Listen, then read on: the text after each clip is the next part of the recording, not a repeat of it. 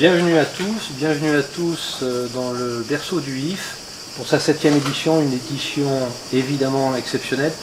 Vous êtes quelques-uns dans ce jardin, vous êtes encore plus nombreux sur internet à pouvoir profiter de cette deuxième soirée du IF 2020 qui se déroule dans des conditions évidemment exceptionnelles avec le soutien du conseil départemental de l'Essonne, dont la porte-parole Raphaël Pelé est ici présente, et la région Sud. Je cède tout de suite la parole à Raphaël. Alors deux mots, hein. Bonsoir à toutes et à tous. On est vraiment très heureux d'être ce soir à Avignon dans ces conditions qui sont aussi particulières, de voir finalement une équipe technique, une équipe artistique, un public et un spectacle qui va commencer. Cette année encore plus, ça fait plaisir. On est très heureux de voir encore une fois le partenariat entre le festival IF et le conseil départemental de l'Essonne se concrétiser. Cette année, on a fait le choix d'accueillir ici un artiste qui est en résidence au théâtre de Corbeil-Essonnes, qui s'appelle Simon Pitagaï et qui va nous présenter un seul en scène de et par lui, qui s'appelle Nous, les petits enfants de Tito.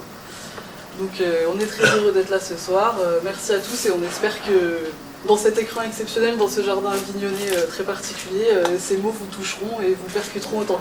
Voilà, donc très belle soirée à tous et merci.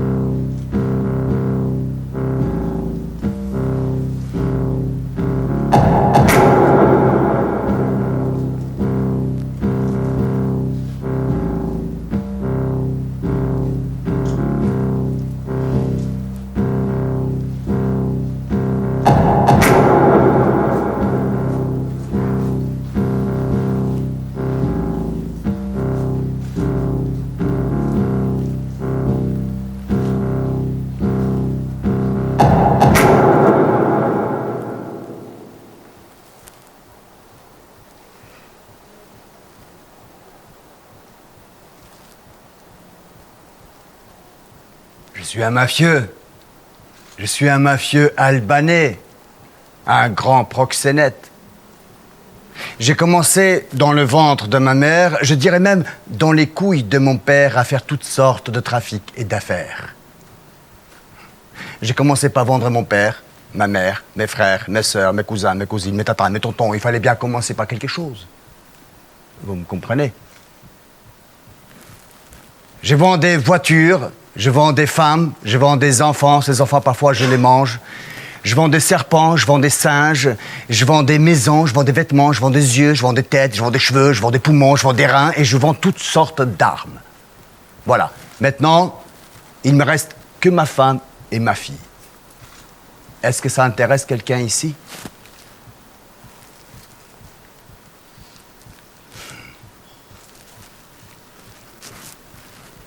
toutes les filles parisiennes, quelles qu'elles soient, albanaises, moldaves, bulgares, grecques, serbes, je les ai toutes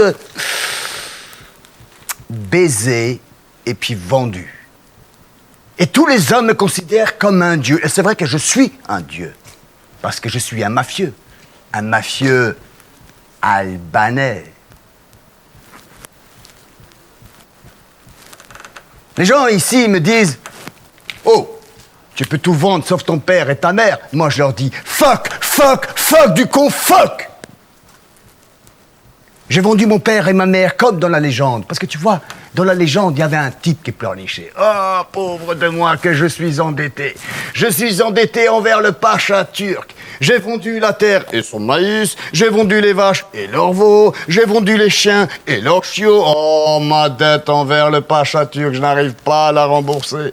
Alors j'ai vendu les chèvres et leurs chevreaux. J'ai vendu les poules et leurs coqs. J'ai vendu les chevaux et leurs poulains. Oh, ma dette envers le pacha turc, je n'arrive toujours pas à la rembourser. La fatigue m'envahit. Je veux me coucher dans mon lit. Un rêve mystérieux vient me visiter. Une colombe blanche vient me dicter. Vends ton père, vends ta mère. Et lui, qu'est-ce qu'il fait? Il vend sa femme. C'était pute. Merde. Alors moi, j'ai voulu contredire la légende, juste histoire de ne pas faire comme tout le monde. J'ai vendu mon père et ma mère et je ne regrette rien. Parce que je suis un mafieux albanais.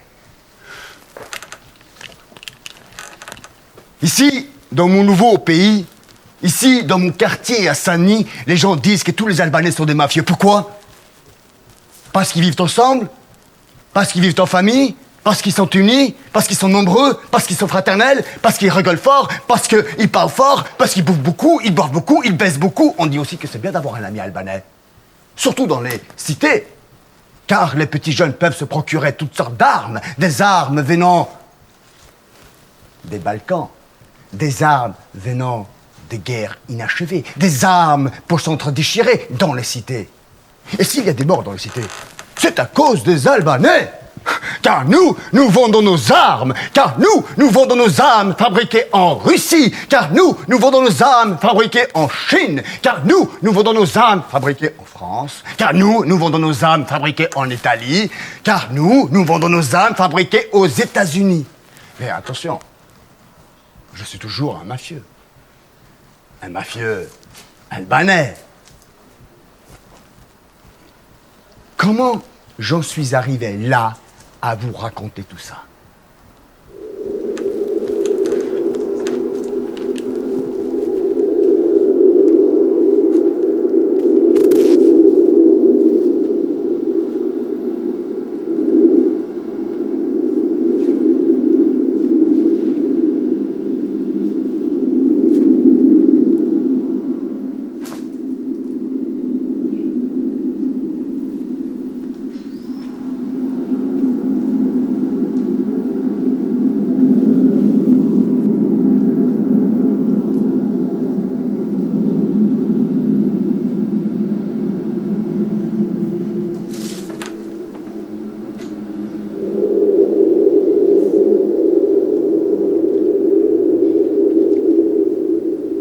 Tout a commencé dans mon petit village. J'ai grandi dans un village au pied d'une montagne où j'ai passé mon temps à garder mes vaches, à valser avec mes chiens, à essayer de chasser des lapins, à essayer de calmer ma faim en mangeant de temps en temps du pain avec du sucre. J'ai grandi dans un village au pied d'une montagne où j'ai passé mon temps à regarder la route. La route du retour de mon père émigré depuis ma naissance. Avant même ma naissance, il est parti loin, loin, loin travailler dans un grand pays qui se nomme France. Ou plus précisément, dans le pays de la Tour Eiffel, Paris.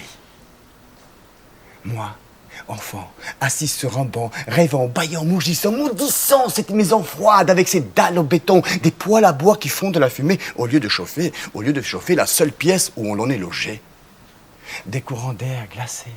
Des nuits longues sans lumière, des nuits longues sans lune, sans étoiles. Mais je restais toujours assis sur mon banc en me demandant quand est-ce que mon père va rentrer?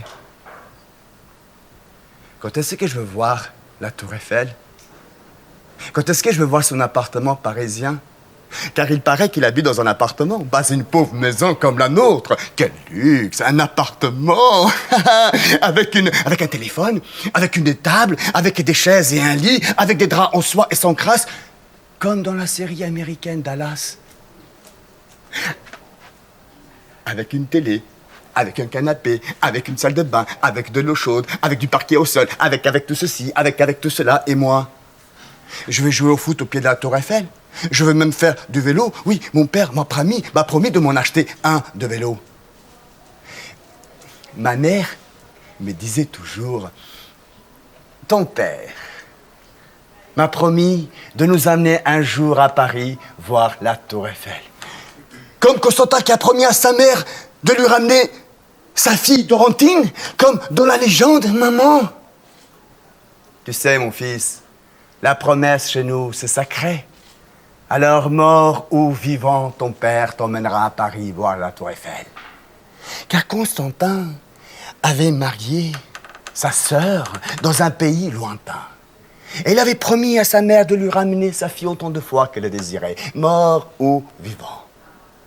Mais, comme tu sais, mon fils, comme à chaque fois, une grande guerre éclate dans les Balkans. Et Constantin meurt à l'issue de cette guerre. Puis un jour, elle va sur la tombe de Constantin mort. Constantin, Constantin, où est ta parole donnée, la Bessa? Tu m'avais fait la promesse de me ramener ma fille Dorantine autant de fois que je désirais. Je veux la voir maintenant. Alors, lève-toi de ta tombe et ramène-la-moi. Sur ces paroles, Constantin se levait de sa tombe. Sa sépulture se transformait en cheval. Et il galope, et il galope, et il galope 9 montagnes, 9 lacs, 9 rivières, 9 prairies. Et il retrouve sa sœur mariée. Viens, sœurette, viens, ta mère veut te voir. Mais viens, sœurette, viens, ta mère se languit de toi. Elle monte sur son cheval, et durant le voyage retour, les oiseaux disent « Hé, regardez, c'est du jamais vu, un mort et un vivant sur le même cheval. Hé, regardez, c'est du jamais vu, un mort et un vivant sur le même cheval. » Et il galope, et il galope, et il galope jusqu'à la maison de la mère. C'est ainsi que Constantin a accompli sa promesse. Mais en réalité, mon fils, qui a ramené la sœur Dorantine? Un mort ou un vivant? Constantin ou son fantôme?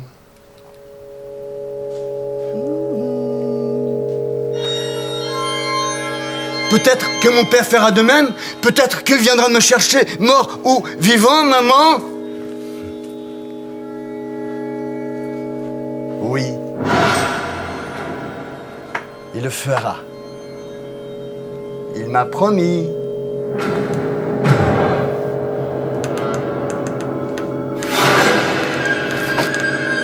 Youpi! Mon père est venu me chercher dans mon petit village, mais il est vivant, enfin, je crois. Et voilà que je vais quitter mon pays, la Yougoslavie. Et voilà que je vais quitter la boue et la bouse de vache de mon village. Et voilà que je vais quitter ma famille ensanglantée par la vendetta.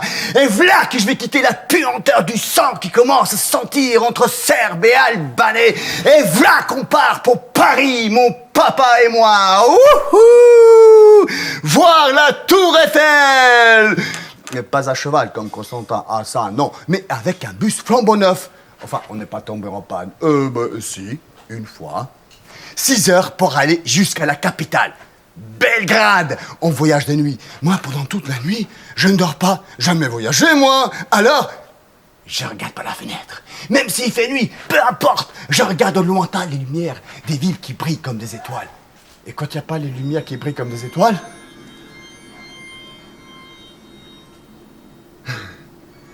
je vois mon reflet sur la vitre.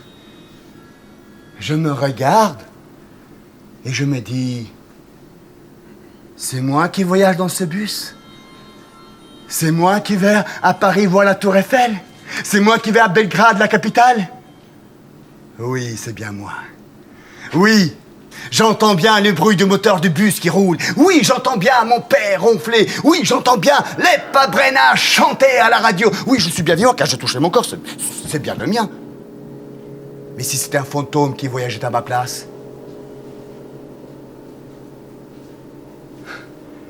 Et on traverse des champs, des villes, des champs, des villes, des montagnes, des champs, des villes, des montagnes, Pristina, et encore des champs, des villes, des montagnes.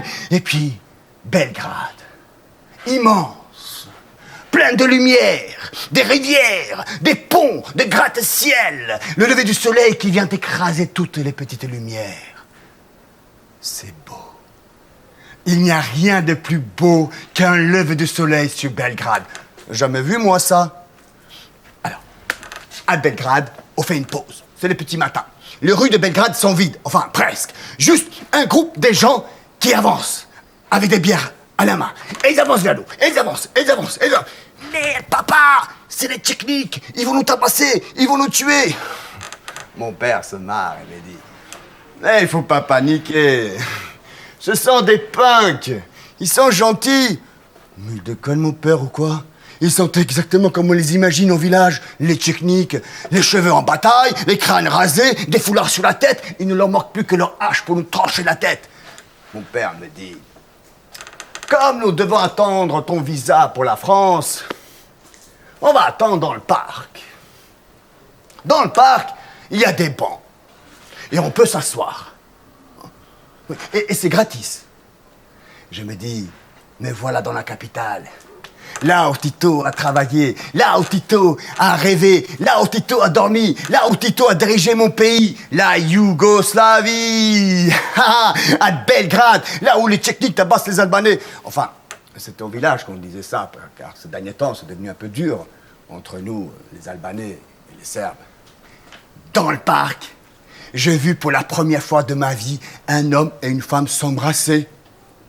La bouche sur la bouche. J'étais scotché. Ils s'embrassaient. Il lui caressait le cou. Elle avait les jambes sur ce genou. Comme au cinéma. Comme John Wayne dans le western. Ou comme dans la série américaine Dallas. Dans le parc, des petits Serbes tapent dans le ballon. Ils se prennent pour Maradona. Mais moi aussi, je vais taper dans le ballon. Car le vrai Maradona, il faut le dire, c'est bien moi. Hein. Alors, sans me poser des questions, je me joins à eux, même si je ne comprends pas très bien leur langue. Peu importe, on fait un signe de tête, on se comprend et on joue au foot à la Maradona. Au village aussi, on joue au foot à la Maradona avec les Serbes. Enfin, pas ces derniers temps, car de temps en temps, enfin, je veux dire tout le temps, et ben justement, on s'embrouille. Voilà. Et puis dans le parc, il y avait un petit nommé Tito, m'interpelle et me dit, hey, haydi, Stiptali, haydi, passe la balle, Stiptali, haydi. Je prends mal, je prends pour une insulte. Ah, j'ai mal compris, je me dis, mais non, mais il se marre. Pourquoi il se marre? Mais il se fout de moi, c'est sûr. Mais il se fout de moi. Alors là, je vais le cogner. Je vais le cogner. Je vais chercher le couteau de mon père, dans son sac. Comme un Indien dans le western. C'est un couteau suisse. Oui, mon père coupe le pain avec. Alors, je le suis de loin.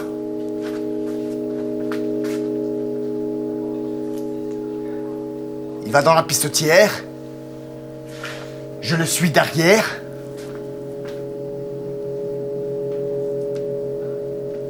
Il rentre dedans. Je descends les escaliers. Il fait sombre. J'entre dans cette putain de pistotière puante. Ça sent la pisse et le mur sang gluant. Je sors mon couteau. Et je le plante.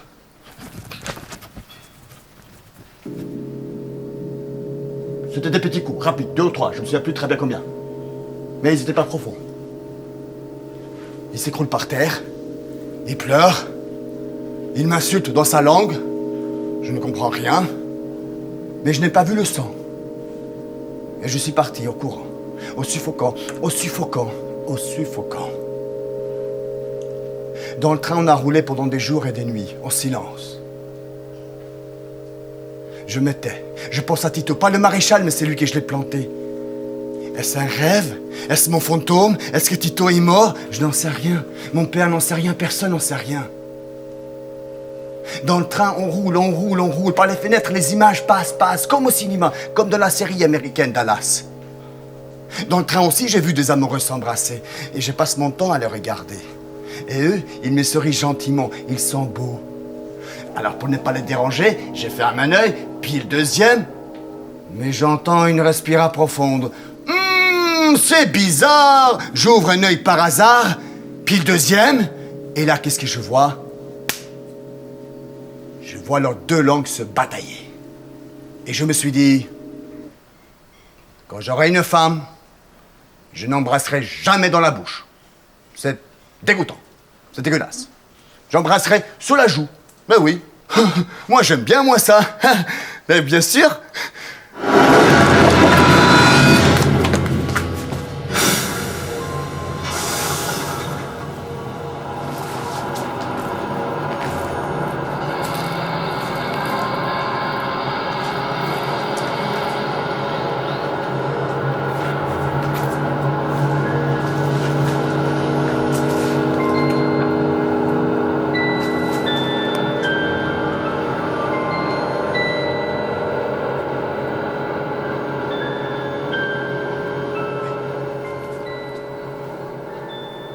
Mais nous voilà en France.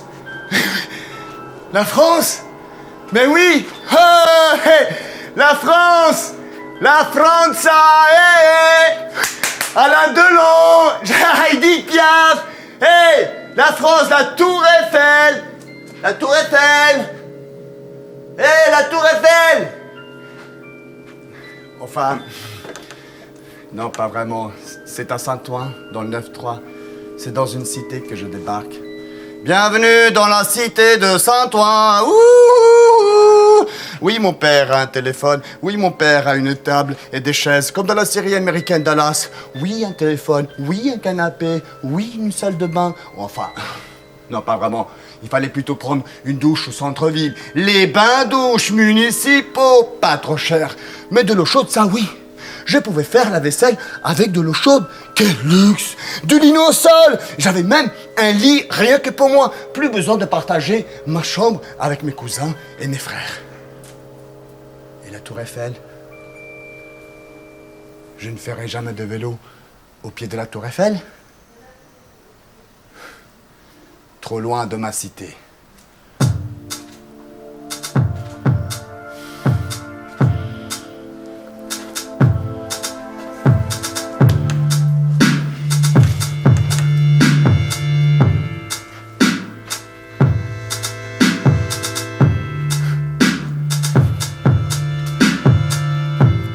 Me voilà entre Saint-Ouen, Aubervilliers, Saint-Denis. Mes nouveaux potes maintenant sont Belaïd, Momo, Yacine les vampires, Ahmed, Abdel, Bilal, Moussa, Bouba et Rachid le koala. On va tous dans la même école, à Saint-Ouen puis à Saint-Denis. On traîne au bas de la cité, ça parle, ça gueule, ça s'insulte, ça fait des affaires, ça tape et parfois ça meurt. Dans le stade, ça bouillonne comme peut ça bouillonner dans ma tête. Vous savez, le gars de ma cité me font penser au gars de ma légende que ma mère me racontait. Il y avait 3 frères avec leurs 30 ouvriers. Ils essaient de construire un pont. Alors ils se chamaillent, se tapent dessus, gueulent, s'énervent parce que tout ce qu'ils construisent le jour se détruit la nuit. Puis ils recommencent et rebelote, tout s'effondre. Le pont ne tient pas debout. Jusqu'au jour où un homme mystérieux s'approche d'eux et leur dit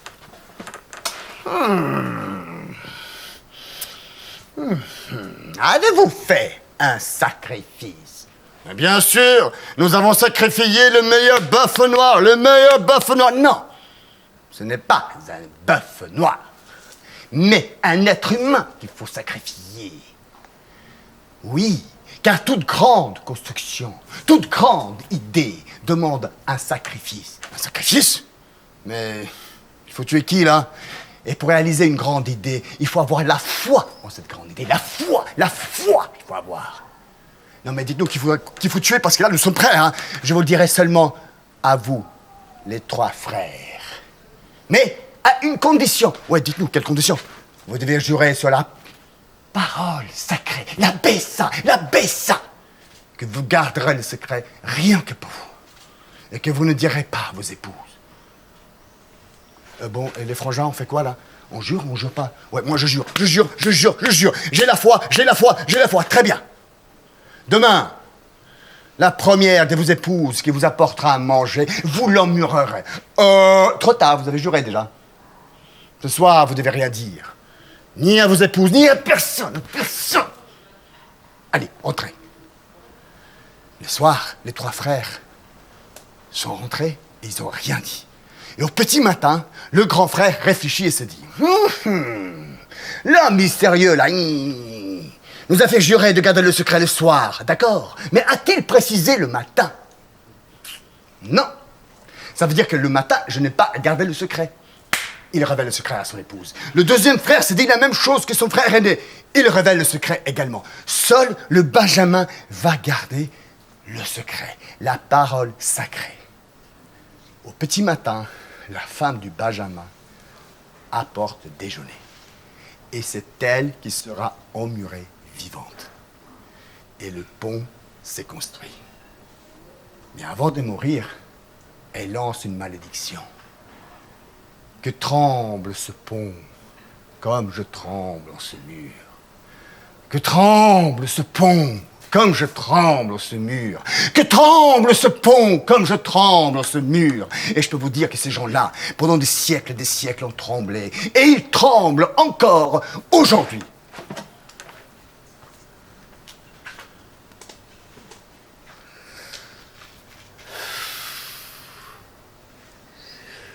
Oh, Hugo!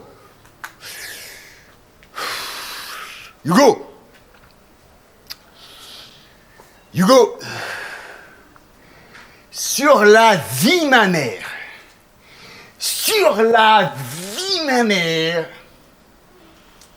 Elle est bidon, ta légende. Laisse tomber, Hugo. Elle est bidon, ta légende. Bah ouais, vas-y, Hugo. Laisse tomber tes légendes de merde, là. Viens jouer au foot à la bobane, là. Hein? Eh, Bilal, tu veux faire un petit match, quoi? Ouais, super. Yacine les vampires, tu veux jouer? Ok, tu vas au goal. Ouais, pour les gars de la cité, je suis à la fois les Yougos, les Croates, les Bosniaques, les Serbes, les Monténégrins, les Macédoniens, les oufs, les dingues, les psychopathes, les malades mentales, les Pouchkas, mais jamais l'Albanais, ni les Kosovars. Peu importe, je me fous, je suis les Yougos, on traîne, on bat la cité, on tape dans le ballon, on fume les chichons, certains boivent la bière 8-6 et du whisky JB, on fait griller la marguerite, chouïa, on se la raconte, on parle d'avenir, on parle de nos gloires futures et de nos vies ratées, mais qui seront bien pleines et remplies quand même. On se dit qu'on va s'en sortir, même si on fait des études de merde, CAP, BEP, plomberie, chauffagiste, même si on n'ira jamais à la fac, même si on prendra jamais des cours privés, mais on va forcément devenir des gens importants, mais on va forcément peser lourd dans cette putain de société, mais on va forcément peser lourd dans ce putain de monde, mais on va forcément foutre le dawa à la Tony Montana. Pa, pa, pa, pa, pa, pa, pa, pa, pa. Vous savez, en bas de ma cité, je participe toujours à ma discussion, mais à ma manière. Un jour ordinaire en bas d'immeuble. Eh les gars, mais vous avez vu Mustapha? Il s'est pécho une meuf. Ouah, une bombe atomique. Ah oui, une bombe comme dans la série Hélène et les garçons. Ah ouais, non, ça me fait penser à une légende de chez moi. Ouais, vas-y, toi, avec tes légendes et tes conneries à la con, là. Moi, je te parle de Mustapha qui s'est pécho une meuf, et toi... Mais ferme ta gueule, Ahmed, tu l'as même pas écouté, laisse-moi la raconter. Ouais, vas-y, Ahmed, laisse-lui parler, sinon il va nous casser les couilles. Alors, les gars, en fait, il y avait un type qui s'appelait Husso Radoï. C'est quoi cette merde, quoi? Oui, mais Husso, bah, c'est un mec, quoi. Alors, tu vois, dans le village, tout le monde se moquait de lui. Mais oui, parce qu'il n'avait pas de femme. Alors il avait déjà 27 ans, mais ça se fait pas chez nous, mais c'est la honte à cet âge-là. Puis un jour, il jure sur la vie, ma mère, si je me marie, ce sera avec la femme de Arnaout Ousmane. C'est quoi cette merde? C'est un guerrier, un gueudin, un malade mental. Ouais, voilà, ça y est, il commence avec ses guerres et ses calages. Mais non, rien à voir, Ahmed. Mais moi, je te parle de Mustapha, qui s'est pécho une meuf, une bombe, une blonde du 16e. Mais non, Ahmed, elle vient d'Épinay sur Seine. Mais ouais, mais c'est une blonde quand même. Et toi, tu nous parles de tes guerres de merde, qu'on comprend rien. Tu vois tes histoires avec les calaches, mais on s'en fout, tes histoires avec les calaches. Mais ferme ta gueule, Ahmed. Mais t'es plein gaz. Mais oh, redescends un peu, on peut pas parler avec toi. Putain. Mais vas-y, Ahmed, laisse-le parler, sinon on va nous casser les couilles. Bon. Le mec, il voulait pécho une meuf, quoi. Une bombe, une blonde, style Hélène et les garçons. Mais non, une bombe style Claudia Schiffer ou Kim Basinger. Mais de quelle Hélène tu me parles? Mais pourquoi pas Claire Chazal pendant qu'on y est? Mais non, les gars, une bombe. Mais bon, il y avait déjà un mec, quoi. Bah oui, c'était Arnaud Tosmorn et le gueudin, le malade mental. La rage au ventre, style Joey Star. Plein de rage. Ah, tu vois, l'autre gars, bah, rien d'extraordinaire, un peu comme nous, quoi. Un galérien, un paumé, voilà. Puis un jour, il prend sa calache. Wouah, Bilal, je t'avais dit sur la vie, ma mère. Hey, je t'avais dit, c'est une histoire avec une calache. Hein, le Pouchka, il est complètement malade. Mais ferme ta gueule, Ahmed. Mais t'es plein de gaz comme gars. Mais oh, mais c'est normal, c'est comme ça. Ça se passe comme ça chez moi. Putain. Et dans la vraie légende, c'est même pas une calache, c'est une Pouchka. Et encore, c'est avec des sables qu'il s'est battu. Putain, les gars, j'essaie de faire un effort pour vous, j'essaie de transposer tout ça. Alors faites un effort pour moi, écoutez-moi jusqu'à la fin. Ouais, vas-y, Ahmed, laisse-le parler, sinon il va nous casser les couilles. Vas-y, hein. Bon. Donc, il prend donc une calache. Ta gueule, Ahmed. Il prend la calache, il prend la vieille Merco, et puis il va la kidnapper. Et il se sauve loin à la montagne. Et puis il envoie un message à son rival du style « Oh, ta femme est avec moi. Et si tu veux la récupérer, tu viens seul et te battre à l'ancienne, corps à corps. Et je te donne rendez-vous dans 2 jours, au pied de l'église de la montagne Rogova. » C'est un peu comme si je vous disais Sarcelles, Neuilly-sur-Seine, tu vois. Mais attention, ta femme, je la toucherai pas. Je vais même la considérer comme une sœur. Ah, mais imaginez, les gars, il se fait plein de films. Bon, les gars, imaginez Joey Star. Hein, on lui enlève sa femme, ou une de ses femmes, peu importe. Et puis, c'est Snoop Doggy Dogg ou Tupac qui lui ont enlevé. Et eux vont lui dire « Ouais, Joey, man, yo, ta femme, on va considérer comme une sister, man. Yeah, comme une... Non, Joey, comme une sœur. Non, Joey, t'inquiète pas, fais pas de film. On va considérer comme une sœur. Oh, mais t'es gueudin, mais ils vont la défoncer. Oh, il devient gueudin, Joey. Il va péter le câble. Il va péter... Hey, vampire, t'aurais fait quoi, toi? Vas-y, je suis là. Dis, ma mère, je suis sûr que toi... T'aurais sucé le sang, le vampire. Moussa, elle est bonne, c'est là. Apparemment, la meuf à Joey, c'est une bonne sœur. Ah bah attends, elles sont bonnes et bonnes sœurs. Mais il a attendu, il n'a pas eu de choix. Non, mais si. 2 jours après, ils se sont retrouvés tous les deux au pied de l'église de la Sainte Marie. Pourquoi pas une mosquée? Mais Ahmed, c'est comme ça, c'est la légende, tu comprends, c'est ça. Ouais, mais je sais pas moi, ou devant une mairie, quoi, hein, normal. Hein, une mairie, quoi, normal. Ahmed, c'est la légende, putain, c'est comme ça. Mais ferme ta gueule, Ahmed! Tu me pètes un câble! T'es plein de gaz comme gars, putain! Bon, ils se retrouvent devant l'église. Il y avait l'église, la mosquée et la mairie, d'accord? Devant, il y avait la boue. La femme, elle était attachée à un poteau. Elle était en robe de mariée, tu vois? Ok? Et ils étaient que tous les deux. Alors, ils se sont mis à se battre corps à corps, avec des poings, avec des dents, avec tout ce qu'ils pouvaient. Le sang, la boue, le sang. Ils n'en pouvaient plus. Ils voyaient plus rien. Et puis l'un d'eux a dit, bon, vas-y, on fait une pause. On va boire un peu d'eau, puis on reprend le combat. Et l'autre lui dit, t'as chiffre, nanana, t'as chiffre. Pas quand je monte, t'es qui? Tu viens d'où? Tu sors d'où? Ja sam serbo pičko te materine. Je suis serbe. J'avais une mère riche. Et à cause d'une guerre de merde, elle a tout perdu. Le roi a enlevé l'un de ses fils. Et moi, elle m'a vendu, cette salope. Et toi, t'es qui? Tu viens d'où? Tu sors d'où? Un petit chignon, William Shiptarb, je suis un Albanais. Moi aussi, j'avais une mère riche. Et à cause d'une guerre de merde, elle a tout perdu. Elle a vendu l'un de ses fils, et moi, le roi m'a enlevé. Mais ma mère m'a toujours dit, tu as un petit frère quelque part. Et pour le reconnaître, il suffit que tu regardes sa cicatrice sur le front. Et toi, t'en as une Là, la même. Moi? Ah oui, j'ai une cicatrice sur le front. Ah, tu es mon frère. Ah bon? Ah oui. D'accord. C'était lui le frère. Ils se retrouvent, ils s'embrassent, ils pleurent de joie. Voilà toute l'histoire. Maintenant, les gars, vous savez quoi? Allez vous faire enculer tous. Et surtout toi, Ahmed. Oh, Moussa! Hé, hey, Moussa! Hé, hey, fais gaffe, Moussa, hé! Hey. Hé, hey, t'as une cicatrice, là, non? Mais oui, t'as une cicatrice sur le front. C'est la même que celui du Rachid Koala au gros yeux. Putain, Ahmed, mais t'es plein gaz. Mais tu me fous la rage. Mais ferme ta gueule, putain. Mais tu veux te cogner. Ouais, Moussa, hey, fais gaffe, hey. Moussa, hé!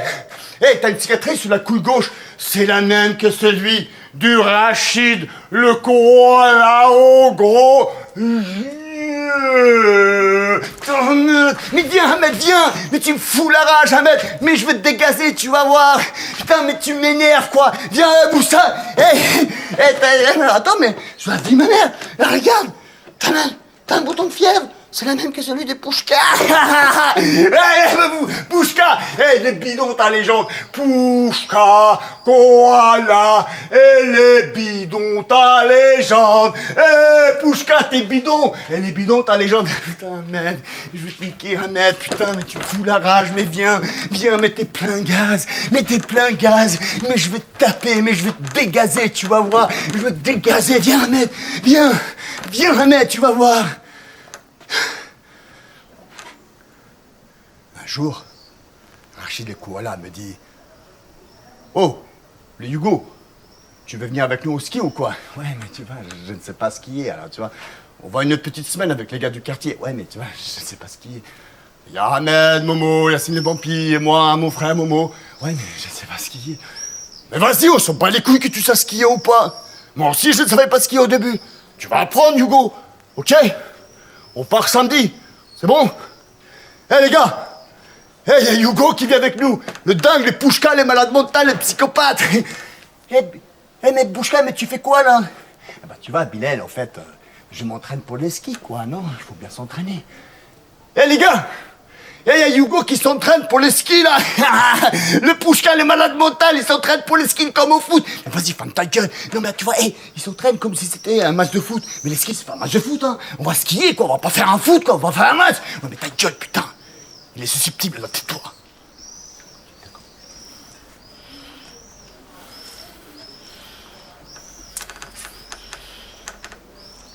Et les gars, c'est où les skis, en fait? T'inquiète, le Hugo. C'est suffisamment loin pour avoir de la neige. Oui, mais d'accord, mais c'est où? La montagne, Hugo, la montagne. Ouais, mais c'est loin. Mais les Alpes, Pouchka, putain, les Alpes, tu connais les Alpes. Ah, vous faites chier. Et Yacine le Vampire, dis-moi où c'est, parce que là, il m'emmerde. Tu connais Val Thorens? Bah non. Bon alors, qu'est-ce que tu nous casses les couilles et nous demandes c'est où? Mais va préparer tes affaires et ferme ta gueule, d'accord? Vas-y. Et les gars, là, qu'est-ce qu'on fout, là?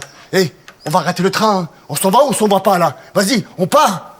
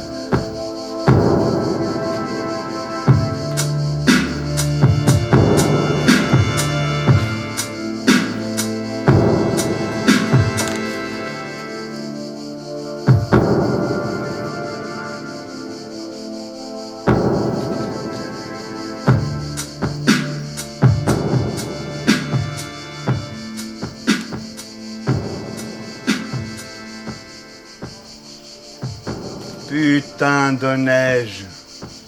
Ça me rappelle mon pays.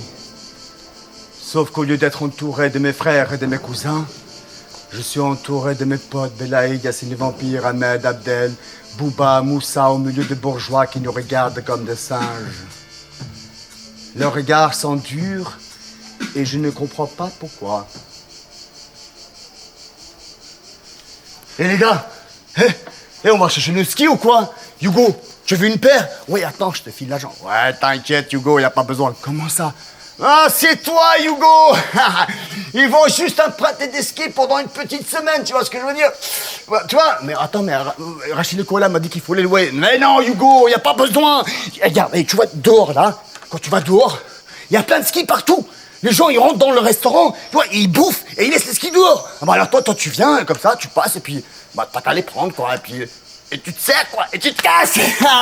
Vas-y. Hey, Ahmed, fais-lui fumer un truc, parce que là, il est trop coincé, le Pouchka. Ouais, tu veux bédard, là? Quoi? Tiens, vas-y, je suis à vie, ma mère, c'est la bonne, ça. Tiens, goûte, ça goûte. Mais non, Ahmed, je vais pas fumer à 8h du matin, ça va pas, non? Bon, et les gars, là, on sort dehors, on va les retrouver les autres, ou quoi? Pouchka, tu viens? On va dehors? Ouais, vas-y, on va dehors. Allez, hop, hop, hop. Hey, le paysan, le montagnard, réveillez-vous, ça n'y est en place. Ça n'y débarque. Hé, les montagnards. Oh, réveillez-vous, les montagnards. Vous êtes où, là? Jean-Michel, Jean-Pierre, Jean-Marie, faites attention, hein. Il y a les singes qui sont venus en vacances, alors faites gaffe, faites gaffe, faites gaffe. Oh, les paysans. Allez, hop, hop, hop, hop. J'en ai le bâton de paysan. Allez, je vais vous botter les culs, là. Allez, paysans, réveillez-vous. Merde, les gendarmes nous guettent. Putain, des gendarmes. Les commerçants nous ont balancés. Putain de commerçants. Ils nous prennent pour des voleurs. Putain de Français. Vas-y, on se casse. Ouais, tiens. Bah, tu veux une paire de gants, Pouchka? Ouais, prends-le. Vas-y, prends. Ouais, gants, ouais. Crème, ouais, prends, ouais. Merde, les gendarmes. Cours vite, les gars. Prends. Mars, Coca, prends. Cours vite, les gendarmes. Cours. Hey, les gars, plan B. Tout ce que j'ai.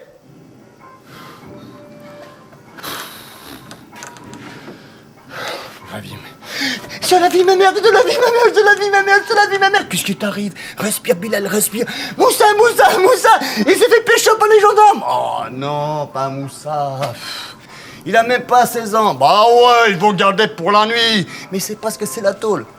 Mais si, il a été une fois. Ah bon? Mais oui, même 2 fois. Oh bah ça va alors. Mais non les gars, mais ici il va flipper. Il y a que des blancs, c'est pas comme à Sani. Ah ouais, putain, merde. Hey, les gars, hey, Moussa. Quoi? Qu'est-ce qu'il y a? Respire. Oh, descends. Moussa, il s'est échappé des gendarmes. Je vous la vis ma mère, il s'est échappé des gendarmes. Sérieux? Il a fui? Oui, il a fui. Wouah, Moussa! Trop fort le môme! Vas-y, Ahmed, s'il te plaît, mets la musique et je viens de dire, vas-y. Ouais, Moussa! Eh, les gars, tous sur le vampire! Oh non, ah oui, ah, culé! Eh, les gars, sur la vie de ma mère, et on ne bouge plus, hein. Tant que le gendarme nous colle au cul, on bouge plus. Tant que le gendarme nous colle au cul, on bouge plus. Et c'est bon, là. Oh. On a compris, d'accord? Lâche-moi maintenant, je dois faire la fête un peu, là. Non, les gars, et tant que le gens nous colle au cul, on ne bouge plus. Putain, mais fous-moi la paix, quoi. Merde, je suis venu en vacances. Oh, putain, chier.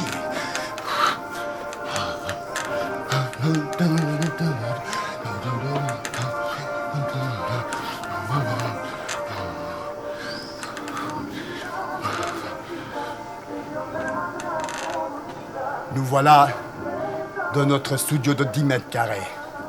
Nous sommes tous réunis et on ne bouge plus. Pendant 1 heure, Ahmed est défoncé. Il reste allongé et il appelle ça la grande défonce. Ouh, ouh, ouh, ouh.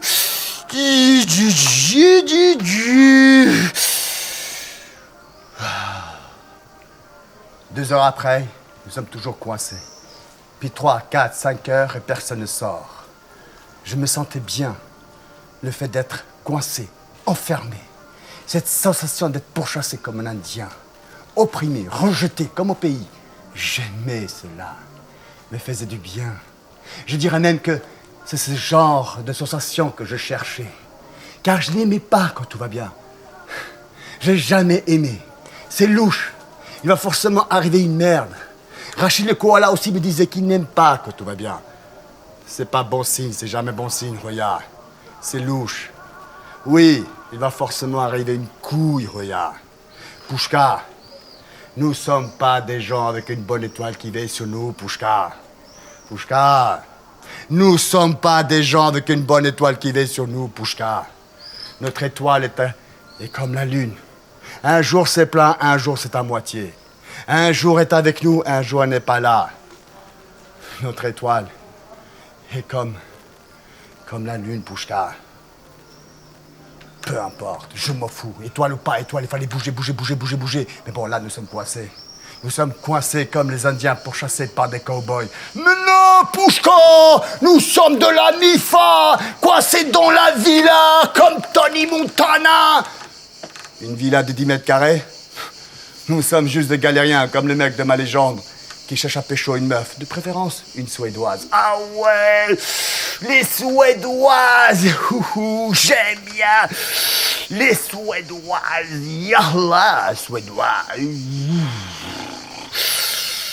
Non mais les gars, mais vous avez vu les gars, vous avez vu Monsieur Bouchoul comme il nous a insultés, hein, vous avez vu comment il nous a insultés, Monsieur Bouchoul la dernière fois. Non mais putain, Yacine, le vampire, mais pourquoi tu nous parles de Monsieur Bouchoul et de l'école? Mais on s'en fout du prof de techno, quoi, on s'en fout, pourquoi tu nous parles de l'école, nous sommes en vacances là, wow. Non mais t'as vu la dernière fois comment il nous a insultés, t'as vu comment il nous a insultés? Bah oui, vous êtes des boiriens, ah oui, vous êtes des boiriens, hein, vous êtes des boiriens, hein, vous êtes des ratés de naissance, hein, vous ne savez rien à la vie, hein, vous ne connaissez rien à la vie, hein, et puis moi aussi, j'en peux plus de vous, je ne sais pas quoi faire de vous. Hein, de toute façon, qu'est-ce que vous allez faire hein, une fois que vous sortez d'ici, hein, dans la vraie vie, parce que c'est quoi ici, ici c'est quoi, c'est quoi, c'est mais dehors, dans la vraie vie, hein, dehors, bah, ce sera ANPE. Et encore, soyez heureux, hein, si ce n'est pas la maison d'arrêt de Fleury-Mérogis. Pourquoi? Parce que vous êtes des boiriens, hein, vous êtes des boiriens, hein, vous êtes bah, personne ne voudra de vous, hein, personne ne voudra se moucher sur vous. Pourquoi? Parce que vous êtes trop con, hein, vous êtes trop idiot, hein, vous êtes trop bête, et encore, hein, c'est une insulte que je fais aux bêtes, mais vous êtes des handicapés mentaux. Moi aussi, Monsieur Bouchoul, et surtout toi, Ahmed, t'es con, et en plus, t'es arabe.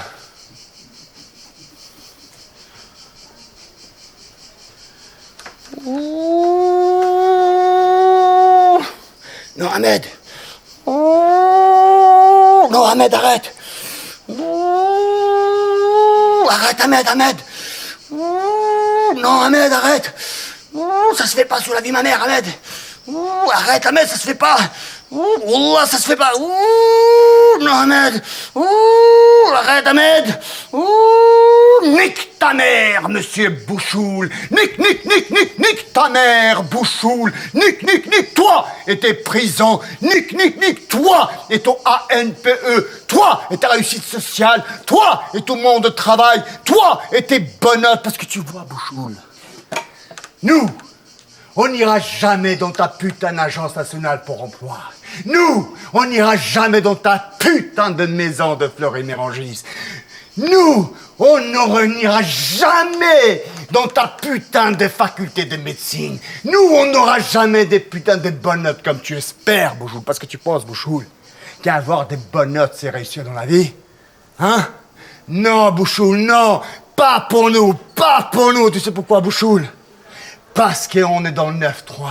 Parce que toi, t'es supérieur de merde. Vous ne comprenez rien à Saint-Denis, Bouchoul. Saint-Denis, Bouchoul. Saint-Denis, mystère, Bouchoul. Saint-Denis, énigme, Bouchoul. Énigme. Saint-Denis, te nique, Bouchoul. Te nique. Toi, t'es supérieur de merde. Saint-Denis, vous nique, vous tous, Monsieur Bouchoul.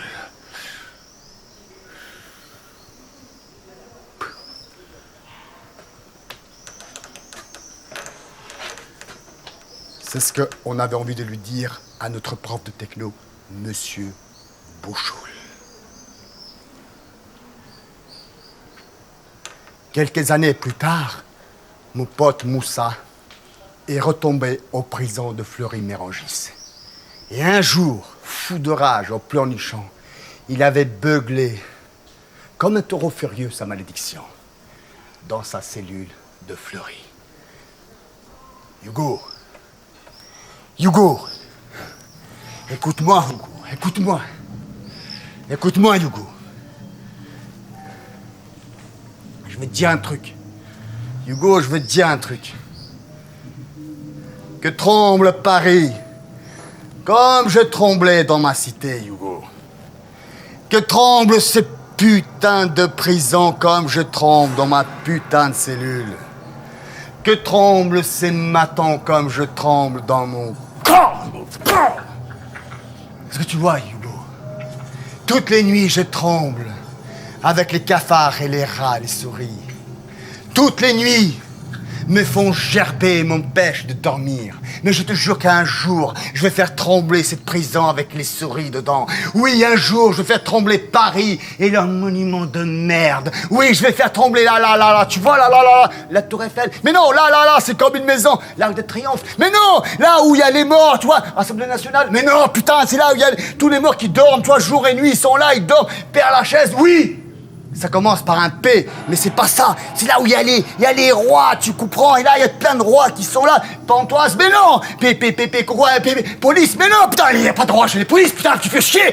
Moi, je sais pas, moi, Versailles! Mais putain, Hugo! Fais gaffe! J'ai pas dit V! Je dis P! Je dis P! Merde, Hugo! Fais gaffe! Panthéon, oui! Putain de Panthéon! C'est ça que je vais faire sauter. Je vais leur faire sauter le Panthéon, trembler, envoyer en l'air les os de leurs pères morts. Je vais faire sauter leur tombe. Oui, je vais envoyer valser leurs morts dans leur trou du cul. Regarde.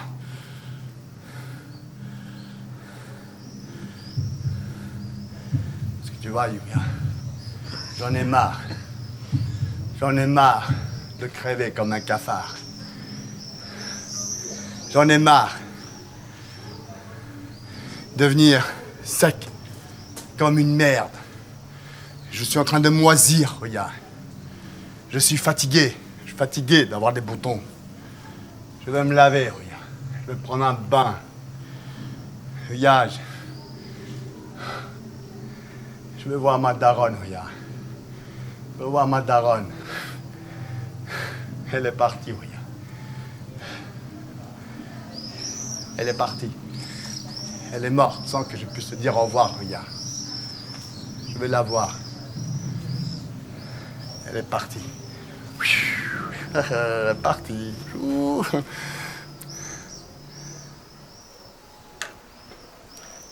Moussa, aujourd'hui, il a perdu la raison. Il erre dans les rues de Saint-Ouen. Nous sommes toujours à Val Thorens. Notre première journée passe, le soir, puis minuit, et nous sommes toujours coincés. Ahmed, la grande défense, est allongé toujours, et il nous traite des bouffons, des lâches. Il dit qu'on a peur, qu'on est des chouchottes. Nous, les mecs du 9-3 de Saint-Denis, vas-y, je vais sortir, je vais aller au boîte de nuit, je vais me pécho des Danoises, des Anglaises, des Suédoises. Ah ouais, les Suédoises. Oh non, j'aime bien les Anglaises, surtout les Anglaises. Oui, j'aime bien et je les bédèche. Mais non, Ahmed, c'est les Anglaises, ils disent pas ich liebe zeb. Ils disent I love you. Ouais, je m'en fous.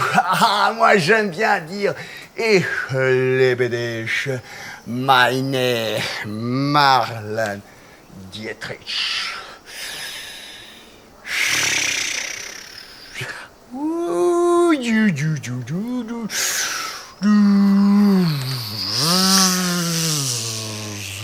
Maintenant, on est coincé, on est repéré par les gendarmes, on est grillé, bah ouais, on sort plus. Mais ouais, on est foutu, putain, c'est la merde. Vas-y, moi, je sors. Ouais, moi aussi, je viens avec le Pouchka. Ouais, moi aussi. Et putain, pourquoi tu prends le flingue, là? Ouais, laisse tomber.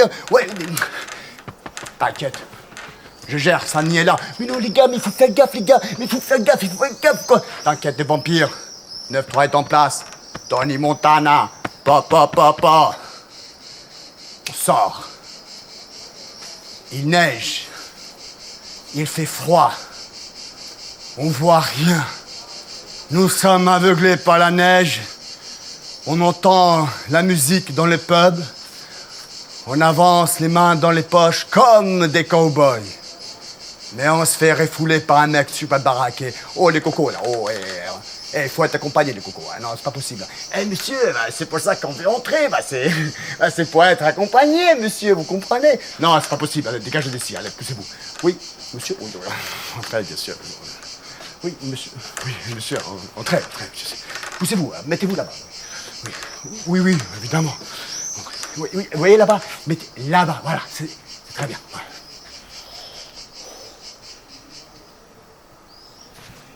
Monsieur, au fait, je voulais dire, sortir accompagné du con. Nique ta mère, gros bâtard! Le mec baraqué, furieux, nous poursuit dans le noir. Puis les gendarmes, je ne sais pas d'où ils sont sortis. Il y avait plein partout comme des cafards. Une bagarre éclate au loin dans le noir. Je ne vois rien. Les voix se mélangent aux cris. C'est violent. On entend un cri super fort. Lâche ça! Lâche ça! Un coup de feu. Un gendarme a tiré sur Rachid le koala. Koala aux grands yeux. Koala est blessé. Koala est touché. Koala respire encore. Koala ne respire plus. Koala est mort. Koala est blessé. Koala est touché. Koala respire encore. Koala ne respire plus. Koala est mort. On est resté scotché. On ne savait pas quoi faire. Est-ce un rêve? Je regarde la neige blanche et le sang rouge me rappelle des souvenirs et je me dis, je suis où? Au Kosovo? Dans mon village, en France? Tout s'embrouille, tout est embrouille, je m'embrouille. Mais je suis où? Au Kosovo, dans mon village, en France? Tout s'embrouille, tout est embrouille, je m'embrouille. Et pourtant, mon pote Rachid le koala aux grands yeux est là, allongé au sol. Il baigne dans son sang avec une balle dans le ventre. Ce sang rouge qui m'est familier. Ce sang rouge que j'ai tant vu dans mon petit village. Je pensais pourtant m'en défaire en quittant une bonne fois pour tout mon pays. Je pensais être loin de ce passé, loin, et oublier tout ça. Je me suis dit que j'étais en France, que c'était fini, le sang. Ce serait fini, le sang. Et pourtant, le sang coule encore et encore, en France. Tout d'un coup, je sens une main sur mon épaule gauche. Un vieux réflexe enfoui en moi surgit et je me retourne avec une rapidité féroce et la gorge d'un des gendarmes se retrouve dans ma main. Mais au même moment, je reçois un coup fort sur ma tête. Je m'écroule par terre, inconscient.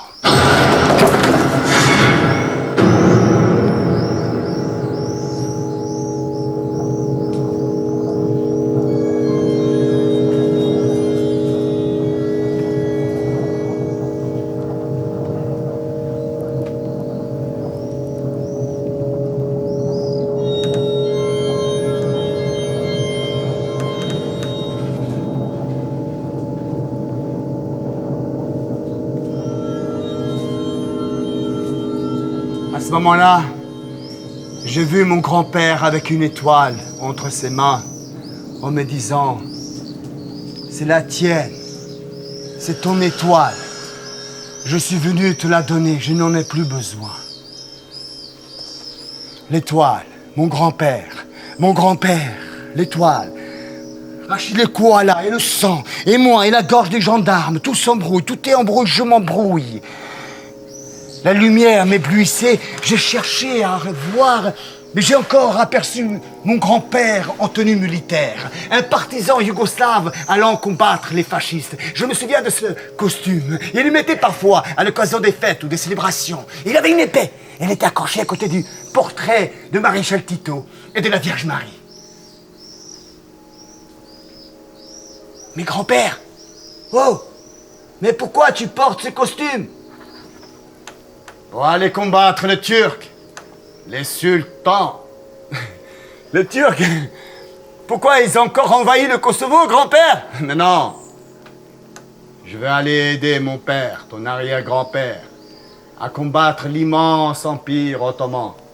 Mais l'empire ottoman, grand-père, c'est vieux, ça! Non, fiston. Tous nos mots viennent de là. Chaque empire doit être combattu. Je vais aller le combattre pour que tu puisses rester à la maison, dans ton pays. Pour que nous cessions d'avoir peur le jour comme la nuit. Pour que toi, tu cesses d'avoir honte d'être ce que tu es.